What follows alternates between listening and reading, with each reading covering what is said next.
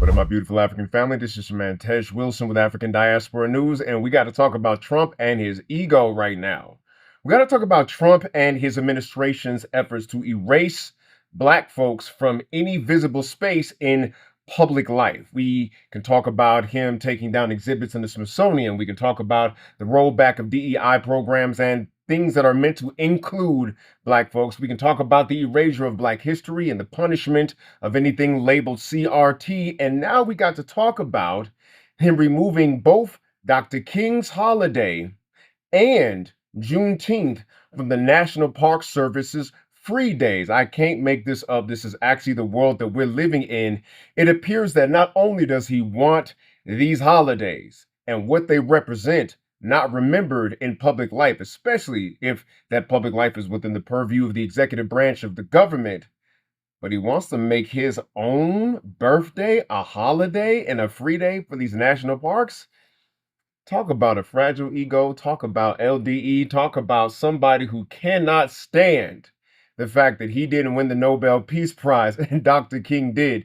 Let's get into this story because this is quite telling about the moment we are in American history. So, The Guardian reports the U.S.'s National Park Service, NPS, will offer free admission to U.S. residents on Donald Trump's birthday in 2026, which also happens to be Flag Day, but is eliminating the benefit for Martin Luther King Jr. Day and Juneteenth. The new list of free admission days for Americans is the latest example of the Trump administration downplaying America's civil rights history while also promoting the president's image, name, and legacy. In 2024, the list of free days included Martin Luther King Jr. Day and the Emancipation Celebration Juneteenth, which is June 19th, but not 14th of June, Trump's birthday. Now, for those of you who are watching this who are outside of America and aren't quite sure what the significance of the Juneteenth holiday is, we just got the Juneteenth holiday as a national holiday in the year 2020. And Black folks in America have been celebrating Juneteenth. I've been celebrating Juneteenth all my life. Juneteenth is June 19th. And for those in the diaspora who are not aware, our slavery here in America had officially ended with the Emancipation Proclamation, but they had not told the slaves in Texas. And so for 2 extra years, the Black folks who were enslaved in Texas had no idea that they were free. Now, part of this was because Texas had considered itself its own independent country, and it was a part of what we call the Confederacy, which is the group of southern states who rebelled against the northern states that Abraham Lincoln was in charge of because they didn't want to let go of no slavery. The money was too good, and frankly, they liked having power and control over Black bodies.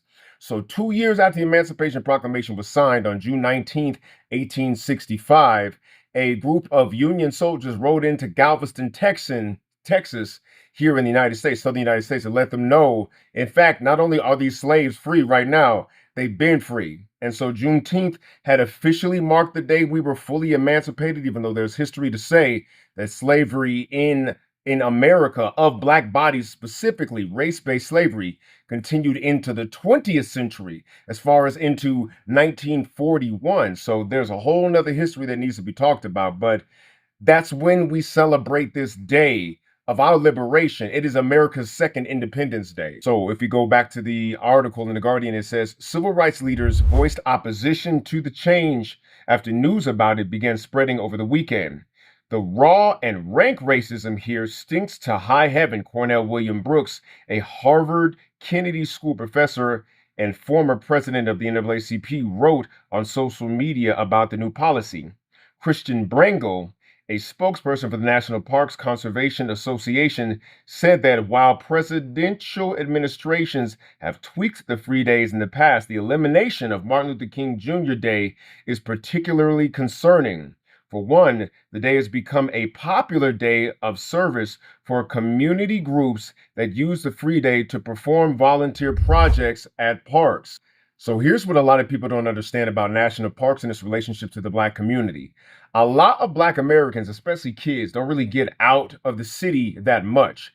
And sometimes going to these national parks are not only distance prohibitive, but cost prohibitive for these Black communities. So on Martin Luther King Day here in America, not only do we have no work, no school, but if the national parks are open, that is an opportunity for, let's say, school groups to take Black kids to a national park and they get to see this wide open nature that we have for the very first time. So when I was growing up, I was a part of a few Black hiking groups.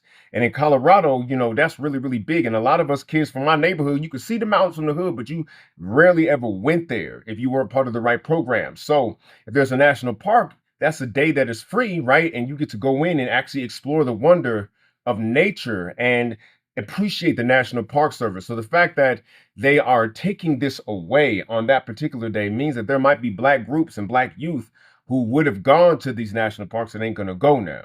Now, a lot of people see this and they say, listen, man, we've been celebrating Juneteenth regardless. We had Juneteenth long before it's a national holiday. We don't care what the administration does. That's a valid point. I know for a fact Black folks going to celebrate Juneteenth here in America. We ain't never going to stop celebrating Juneteenth. That's a very special day for us. But what this says to me is that when it comes to this particular administration, they're going to keep on trying to step that line. They're going to take this away, then going to inch that away and that away and that away, right?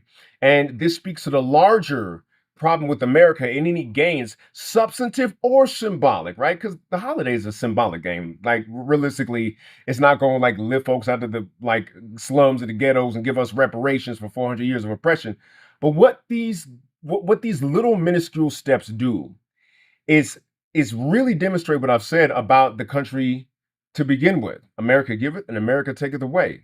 America will have you quote unquote progress and then it'll roll it back and it does it in increments. So when it comes to the people who have been fighting for this, and I know there's been a lot of brothers and sisters who are, especially in the older generation, who had fought for Juneteenth to be a national holiday, they take this as a slap in the face. And even though Juneteenth ain't specifically been my hill to die on, I respect my elders who fought to make Martin Luther King Day and Juneteenth specific days that we recognize and reflect upon our history in America. And what's so dangerous about even these symbolic wins getting rolled away is America is the land of forgetting.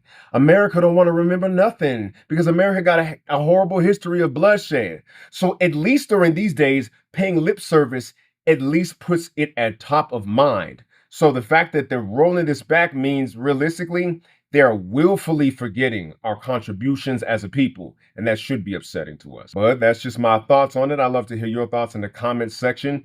Here at African Diaspora News, we do our best to bring you the most relevant and impactful news from the Black family all across the world, whether it's here in America where I live or across the diaspora. So why don't you support us by downloading the app? Go ahead and download that app and number $9.99 a month.